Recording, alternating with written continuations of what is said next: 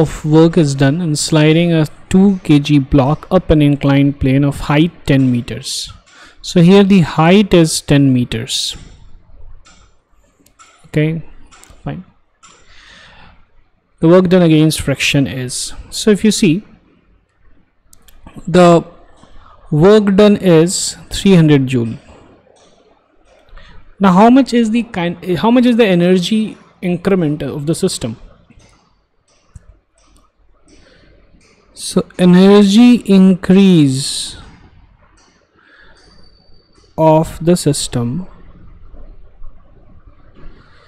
is equal to mgh, which is equal to 2 kg into g, which is 10 meter per second square, into h, which is 10 meters. So therefore this is 200 joules.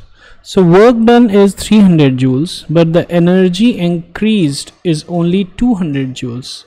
So therefore 100 joule energy is lost, and this energy loss is the work done against friction. So this is 300 minus 200, which is 100 joules. So therefore C is the answer.